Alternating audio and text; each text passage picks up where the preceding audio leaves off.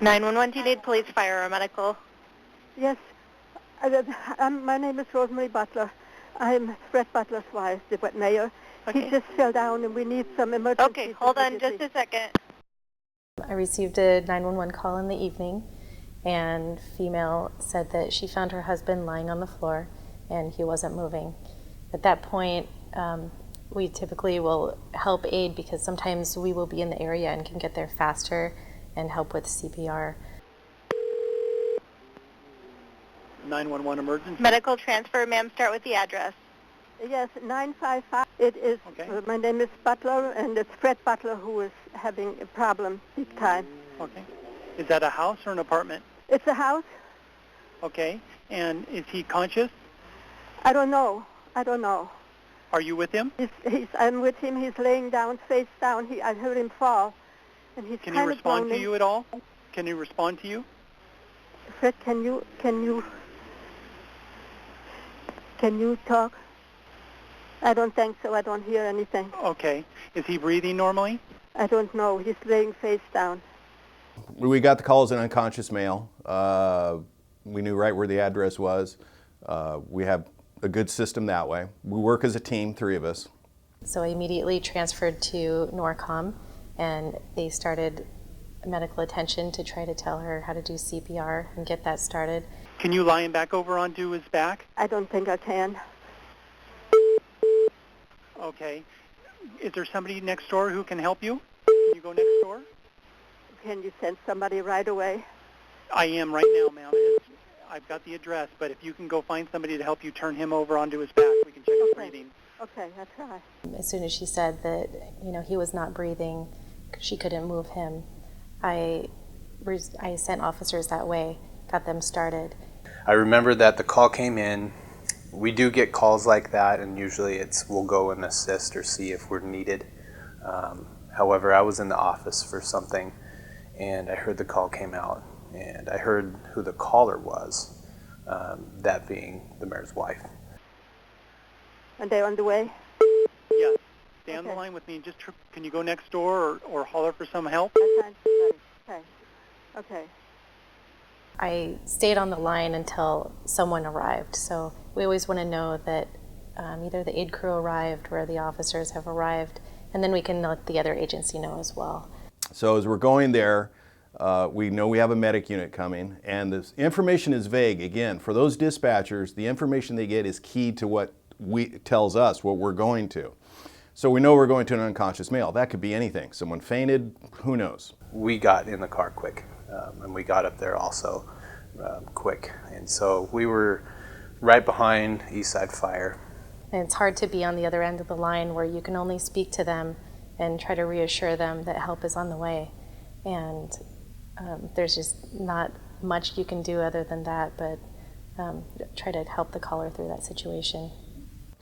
So we arrive at the scene. I believe it was about a 4.5 minute response, somewhere around in there. So very good time. Go in the front door. We're met by a female who says he's in the back room, kind of a den. 3 of us, obviously. And we take everything in, prepared for the worst. So a couple kits, our defibrillator. My 2 crew members went down the hallway. I was with them. We find a male face down on the floor in a den area. We have to, for room and for us to work, the few seconds it takes to move him out to a bigger area for us to work, better.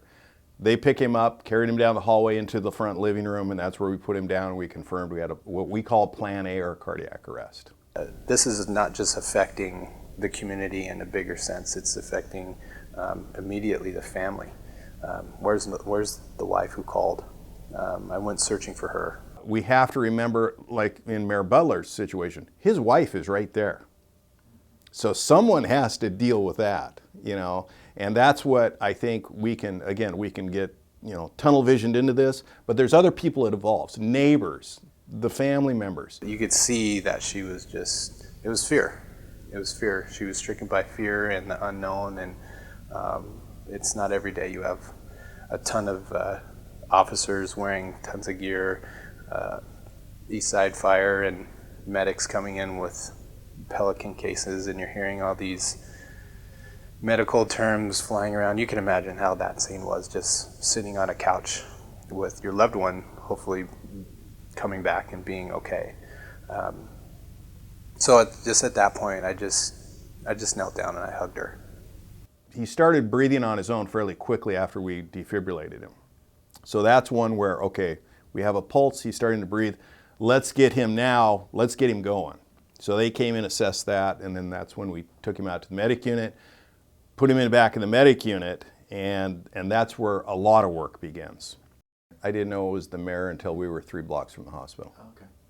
So, as I tell my thought, being in my position, the years I've done it, I tell all my young firefighters, treat these people like they're your family members. I've been a dispatcher for 11 years, and you know, it doesn't get easier when you get life or death calls. You don't know what's going to happen, and everyone in the department knows Fred, and we all know him very well. You know, it was difficult. You know, the last thing I remember on April the 10th was walking down the hallway in my home towards my office. And it wasn't until about a week later that I learned what had happened. My wife found me laying face down in my office, and she did the right thing immediately by calling 911. From that point on, everyone who responded to this, my medical emergency, did an outstanding job. If you're going to have a heart attack, King County really is the place to have a heart attack. Not that I really recommend anyone having a heart attack, but if you're going to have it, you've got world-class treatment available to you, and I was the beneficiary of that. From the firefighters and the EMTs that served me, the Issaquah Police Department, Swedish Hospital, everyone brought me back so that I could resume my duties as mayor in a relatively short period of time. I cannot say enough for the training and the response, and I've listened to the tape where my wife called 911, and I'm so proud of her that she did everything that she could do, and I'm so very, very proud of the advice and the help and the dispatchers that she spoke to, how they responded. I'm here today, and I'm a living testimony to the fact that we have outstanding first responders at every level and at every layer throughout the organization. And I can't really say enough about Swedish Hospital and the wonderful job that they did in stabilizing me and getting me started back to a full recovery.